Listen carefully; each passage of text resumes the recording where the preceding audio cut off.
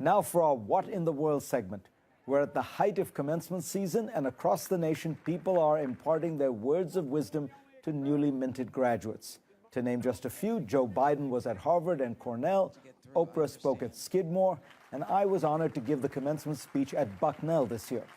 But at Notre Dame, where Vice President Mike Pence was giving the commencement address, the ceremonies were interrupted when about 100 students turned their backs on Pence and walked out in protest.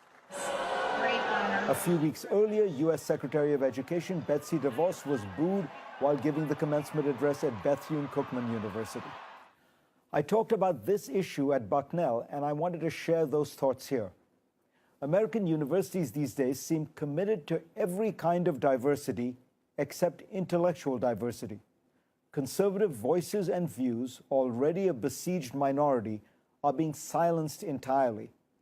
The campus thought police have gone after serious conservative thinkers like Heather McDonald and Charles Murray, as well as firebrands like Milo Yiannopoulos and Ann Coulter. Some were disinvited, others booed, interrupted, and intimidated.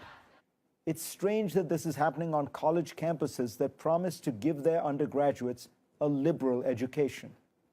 The word liberal in this context has nothing to do with today's partisan language, but refers instead to the Latin root, pertaining to liberty. And at the heart of the liberal tradition in the Western world has been freedom of speech. From the beginning, people understood that this meant protecting and listening to speech with which you disagreed. Oliver Wendell Holmes once said that when we protect freedom of thought, we are protecting freedom for the thought that we hate. Freedom of speech and thought is not just for warm, fuzzy ideas that we find comfortable. It's for ideas that we find offensive. There is, as we all know, a kind of anti-intellectualism on the right these days, the denial of facts, of reason, of science.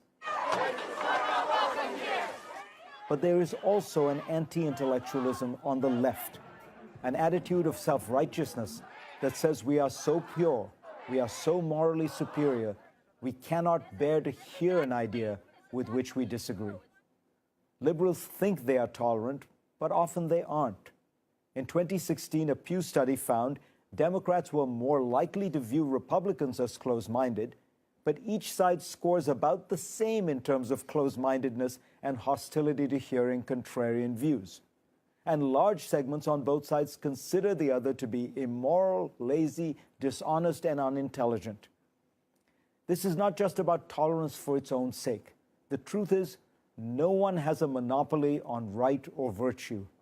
Listening to other contradictory views will teach us all something and sharpen our own views. One of the greatest dangers in life, whether it be in business or government, is to get trapped in a bubble of groupthink and never ask, what if I'm wrong? What is the best argument on the other side? As I said at Bucknell, there is also a broader benefit to society. Technology, capitalism, and globalization are strong forces pulling us apart as a society. By talking to each other seriously and respectfully about agreements and disagreements, we can come together in a common conversation, recognizing that while we seem so far apart, we do actually have a common destiny.